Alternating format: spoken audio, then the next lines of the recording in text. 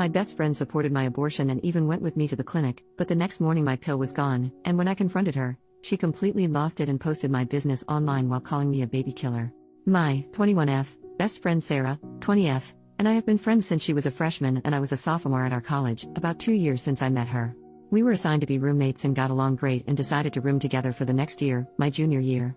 We never had any problems before this and were inseparable. We are even in the same sorority and have the same major, nursing. A few weeks ago, I found out I was pregnant by my boyfriend Harold, 22M. We've been dating almost 2 years and he's a wonderful man. We both discussed what to do and decided that abortion was the best choice for both of us. I decided to have a medical abortion, and since Harold couldn't drive me to the clinic because he had a final, Sarah agreed to go with me.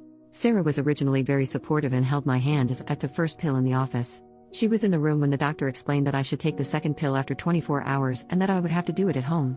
Harold came over after his final and kept me company and spent the night.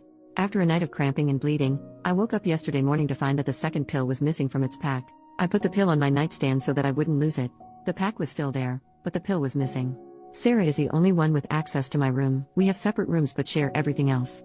I asked Harold if he had messed with the pill, and he said no. Why would he, if he doesn't want this child any more than I do?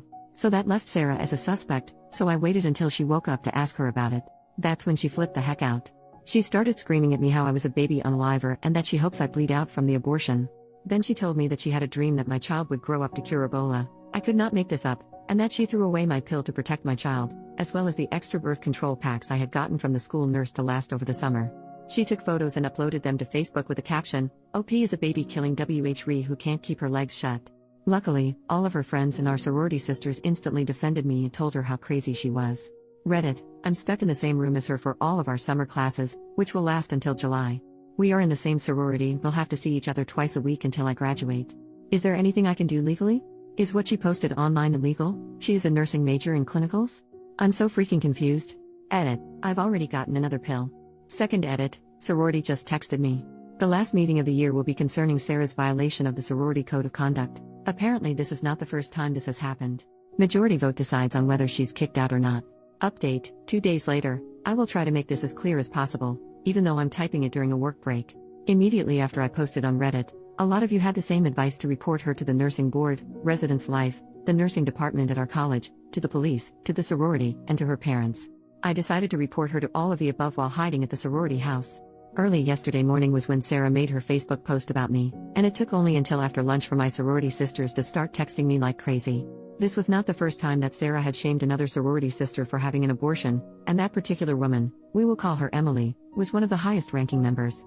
Emily was the one who called the meeting to have Sarah kicked out for breach of the code of conduct, treat all your sisters kindly, support one another, no gossiping, etc. Meanwhile, Residence Life was busy trying to contact Sarah's parents after I showed them her Facebook rants.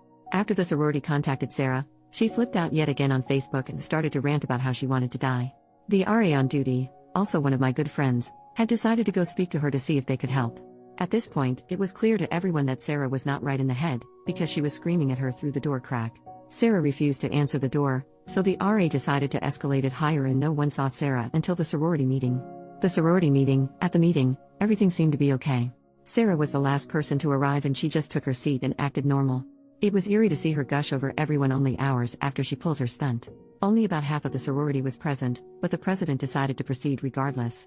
It only took 2 minutes for us to vote unanimously to kick her out. Emily sat next to me the whole time. To put it mildly, Sarah did not take this well. She turned bright red, spit on the ground in front of Emily and me, and ran out of the room screaming. We called campus police on her as she left. After the meeting, Sarah returned to our dorm room. The Reese Life administrator tried to speak to her, but she refused to answer the door for over 20 minutes.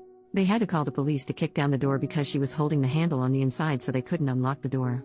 The police showed up, kicked down the door, and found the dorm destroyed. All the furniture had been smashed, or scratched if it was too heavy, the carpets were covered in food from the refrigerator, and she had painted random swear words on the wall in what looks like blood, but she had no scratches on her, so who knows where the blood came from.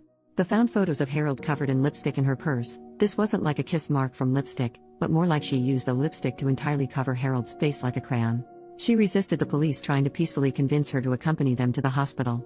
Sarah was taken to the hospital and charged. I'm not sure what the exact charges were, but I am aware that it includes unlawful possession of prescription medication because they found my pills in her purse and they had my name on the labels.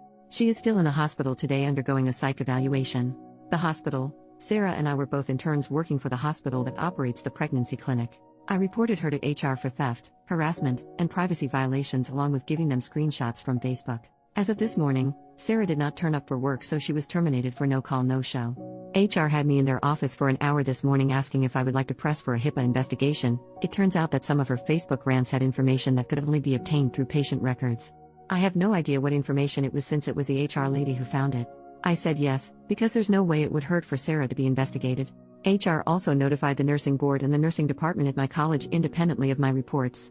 So I think that's pretty much everything. Sarah has been arrested and charged, kicked from the sorority, fired from her job, kicked out of the dorms, and numerous reports were made to the proper authorities. I still care for Sarah with all of my heart, because I realize that she is severely mentally ill. I will always blame her for what she did to me, but I know that it wasn't the best friend that I knew for all those years.